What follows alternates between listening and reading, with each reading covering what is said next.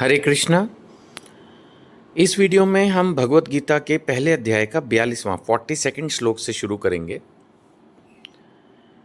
इस श्लोक में अर्जुन जी ही अभी बोल रहे हैं कि जो लोग कुल परंपरा को विनष्ट करते हैं और इस तरह अवांछित संतानों को जन्म देते हैं, उनके दुष्कर्मों से समस्त प्रकार की सामुदायिक योजनाएं तथा पारिवारिक कल्याण कार्य विनष्ट हो जाते हैं।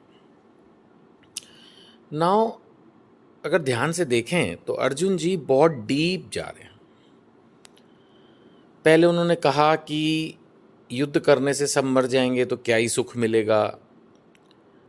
फिर उन्होंने कहा कि स्त्रियां जो है वो पतित्व खो देंगी, स्त्रीत्व खो देंगी और अधर्म फैल जाएगा। जो पुराने संस्कार, जो पुरानी कुल परंपराएं चली आ रही हैं वो खराब हो जाएंगी, अवांछित संतानें हो जाएंगी, फिर पितरों को पिंड नहीं पहुंचेगा। और अब यहाँ तक पहुँचे हैं वो कि ऐसा सब होने से जो सामुदायिक योजनाएं हैं, सामुदायिक योजनाएं का मतलब हो गया सम सोशल स्कीम्स। जैसे भाई एक समुदाय, एक समाज में भी तो कुछ ना कुछ समाज को बढ़ाने के लिए कार्य होते हैं। अब जो घर के बड़े होते हैं वो नेचुरली जब बड़े हैं तो वो फाइनेंशियली भी स्ट्रांग हैं, पैसा उनके पास ज़्यादा है, तो वो धर्मशालाएं, स्कूल और इस तरह की संस्थाएं बनवाते हैं। तो वो सामुदायिक योजनाएं भी अब डिस्टर्ब हो जाएंगी। सब घर के बड़े तो मर गए और जो छोटे हैं वो सपोज़ ऐसे मान के चलो कि उनके ऊपर कोई कंट्रोल नहीं है और वो अपनी मर्जीबाजी कर रहे हैं। तो इससे सामुदायिक योजनाएं भी और पारिवारिक कल्याण कार्य मोर और लेस वो उसी तरफ हिंट कर रहे हैं, ये सब भी खराब हो जाएंगे। तो बहुत चिंता जो है अर्जुन जी एक लार्जर कंसेप्ट कंटेक्स्ट में कर रहे हैं। 43rd श्लोक। अब वो कह रहे हैं कि इससे भाई मेरे को भी तकलीफ होगी। वो क्या? हे प्रजापालक कृष्ण, मैंने गुरु परंपरा से सुना है।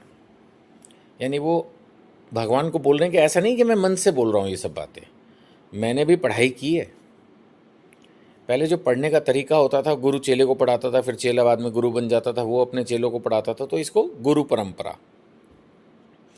तो वो कह रहे हैं हे प्रजापालक कृष्ण, मैंने गुरु परंपरा से सुना है कि जो लोग कुल धर्म का विनाश करते हैं, जो कि उनको लग रहा है कि उनसे हो जाएगा, वो सदैव नरक में वास करते हैं। मतलब उनको अब इन सब चीज़ों के अलावा खुद की भी मतलब हल्की सी चिंता है कि भाई और सब चीज़ तो ठीक है, लेकिन अगर मैं इतना ही खराब काम करूँगा तो मुझे नरक में रहना पड़ सकता है। 44 श्लोक का। ओह, कितने आश्चर्य की बात है कि हम सब जघन्य पाप कर्म करने के लिए उद्यत हो रहे हैं। अब उसको खुद ही आश्चर्य हो रहा है, अरे हम कितने मूर्ख हैं, कितने स्टूपिड हैं, कितने बेवकूफ़ हैं कि सब कुछ जानते पढ़ते समझते हुए भी हम ये करने के लिए यहाँ इकट्ठे हो गए, युद्ध करने के लिए। राज्य सुख भोगने की इच्छा से प्रेरित होकर हम अपने संबंधियों को मारने पर तुले हैं। देखो, कहीं ना कहीं अर्जुन को ये कॉन्फिडेंस तो है कि मैं मार डालूंगा इन सबको, तभी वो बोल रहे हैं कि हम इनको मारने पर तुले। कहीं ना कहीं उसको लगता है मैं इनको मार डालूंगा, तो इसलिए वो ऑलरेडी ये मानकर कि मैं जीत तो जाऊंगा, अगर लड़ा तो मार तो डालूंगा। उसके बाद जो होगा उन चीज़ों पर वो भगवान कृष्ण के साथ चर्चा करना चाह रहे हैं। 45 श्लोक का। यदि शस्त्रधारी धृतराष्ट्र के पुत्र, अपोजिट पार्टी को कह रहे हैं, मुझ निहत्ते तथा रणभूमि में प्रतिरोध ना करने वाले, यानी अब वो गांडीव धनुष तो गिर ही रहा था। सपोज अर्जुन ने ये डिक्लेयर कर भी दिया, देखो दोनों तरफ के शंख बाजे सब बज चुके हैं, वो शुरू में ही हो गया था, है ना। आपको याद होगा शुरू में 9, 10, 11, 12, 13, 14 जब चल रहा था, तो रादर और 15, 16, 17, 18 तक ये जो श्लोक थे इसमें सारे में यही था कि शंख बज रहे हैं, ये सब हो रहा। तो व्हाट वाज दैट? वो तो युद्ध की शुरुआत की अनाउंसमेंट थी। अब अगर कोई भागेगा तो there is a chance, there is a high probability, इसके बहुत चांस है कि अपोजिट पार्टी फिर अर्जुन को मार ही डाले। ये चीज़ भी वो सोच रहा है कि अगर मैंने इनको छोड़ दिया, ये तो मुझे नहीं छोड़ेंगे। तो इसीलिए वो कह रहा है कि यदि शस्त्रधारी धृतराष्ट्र के पुत्र, यानी उनके हाथ में शस्त्र हैं, शस्त्र तो अर्जुन के पास भी है, लेकिन अगर वो उनको छोड़ दे, डिक्लेयर कर दे कि मुझे फाइट नहीं करनी, तो क्या रिजल्ट होगा, वो उस पर भी विचार कर रहे हैं। यदि शस्त्रधारी धृतराष्ट्र के पुत्र मुझ निहत्थे, निहत्थे कैसे, इन द सेंस कि उसने खुद ही वो शस्त्र रख दिए, और रणभूमि में प्रतिरोध ना करने वाले, मतलब अगर मैं फाइट नहीं करूं ये सोचकर कि कुल धर्म का नाश ना हो, मुझे नरक ना जाना पड़े, है ना, स्त्रियां जो है वो दुराचारिणी ना हो जाएं, वंचित संतानें ना हो जाएं, ये सब अगर वो सोचते हैं अर्जुन, और वो सोचते हैं कि चलो इससे बेटर है तो मैं सुसाइड ही कर लूँ एक तरह से, कि बोल दूँ कि मारो मुझे, है ना, मतलब वो नहीं भी बोलेगा तो मार ही देंगे, तो रणभूमि में प्रतिरोध ना करने वाले को मारे तो यह मेरे लिए श्रेयस्कर होगा। बताओ, श्रेय भी नहीं, श्रेयस्कर, जैसे गुड बेटर बेस्ट, ऐसे हिंदी में अगर मैं गलत नहीं बोल रहा तो श्रेयस्कर बेस्ट मेरे लिए सबसे अच्छा, जैसे बोलते हैं ना, यही होगा कि मेरे को वो मार डालें। कितनी, देखिए जब डिप्रेशन होता है, जब हम बड़ों की ना सुन के अपनी ही बोलते चले जाते हैं, यहाँ पर अर्जुन जी ने बातें बहुत ख़राब नहीं की, लेकिन एक बात ज़रूर है कि वो बोले जा रहे हैं, बोले जा रहे हैं, बोले जा रहे हैं, स्वयं भगवान सामने खड़े हैं और उनको बोलने का मौका भी नहीं दे रहे हैं।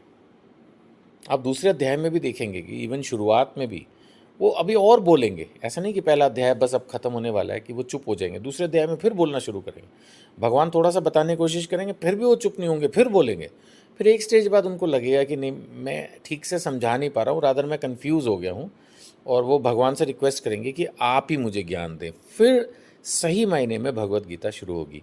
और यही हमारे साथ भी होता है कि हम ना अपनी बोलते ही रहते हैं, सुनते नहीं हैं, स्वयं भगवान सामने खड़े हैं, फिर भी अब देखिए अर्जुन जी ने कितने लॉजिक, कितने पॉइंट्स बताए, और वो भी किसको बता रहे हैं, देखा जाए तो भगवान को, क्या उनको पता नहीं है? फिर भी यही हमारे साथ भी होता है। खैर, अध्याय के अंत में अब हम पहुँचे हैं, तो संजय ने कहा, युद्ध भूमि में इस प्रकार कहकर अर्जुन ने अपना धनुष और बाण एक और रख दिया। उसने तो सोच ही लिया ना कि भी मुझे अब प्रतिरोध नहीं करना और निहत्थे को ये शस्त्रधारी दुर्योधन के पुत्र मारेंगे, तो उसने अपना धनुष और बाण एक और रख दिया और शोक संतप्त चित्त से रथ के आसन पर बैठ गया। कई बार ऐसा होता है, हम लोगों को सब कुछ आता होता है, एग्जाम्स में भी होता है ना, कई बार यंग बच्चों के साथ, खासकर जब आप यंग रहे होंगे तब आपके साथ होता होगा कि एग्ज़ाम के दिनों में सब कुछ आते हुए भी हम घबरा जाते हैं, हमें लगता है हमसे कुछ नहीं होगा, कुछ याद नहीं है। ऐसे अर्जुन को कहीं ना कहीं ये लग रहा है कि ये मारना ठीक नहीं है। मैं ये नहीं कहूँगा कि वो ये घबरा रहा है कि मुझसे युद्ध नहीं होगा, लेकिन कहीं ना कहीं उसके दिमाग में ये जरूर चल रहा है कि युद्ध ना करना ही बेटर है। तो इसलिए उसने अपने धनुष बाण साइड में रख दिए और शोक संतप्त, साधारण भाषा में बोलें तो टेंशन में, वो रथ के आसन पर बैठ गया। मतलब एक तरह से बैठने का मतलब यही हो गया कि he is not ready to fight. तो इस तरह से ये पहला अध्याय जो है, जिसका नाम प्रभुपाद जी ने दिया है कुरुक्षेत्र के प्रथम युद्ध स्थल में सैन्य निरीक्षण, तो ये प्रथम अध्याय था जो अब हमने पूरा किया। तो इसके आगे अध्याय 2 अगली वीडियो से शुरू करते हैं। हरे कृष्णा। आपसे प्रार्थना हमेशा की तरह आप हमारी व्हाट्सएप कम्युनिटी से जुड़िए, सारी वीडियोस मिलेंगी, नंबर आपको जो है वीडियो पर दिया गया, इसी पर व्हाट्सएप करें, और डिस्क्रिप्शन में और भी नंबर्स दिए रहते हैं हमेशा। और हो सके तो भगवत गीता के प्रचार में मदद करें, लोगों को पता चलना चाहिए भगवत गीता में क्या लिखा है, कितनी अच्छी ये पुस्तक है। मैं तो एक छोटा सा प्रयास कर रहा हूँ, आप अगर मेरे प्रयास को उचित समझें तो मेरे को मदद करें। इसको आप किसी 1 या 2 व्हाट्सएप ग्रुप में फॉरवर्ड करें। Thank you. हरे कृष्णा।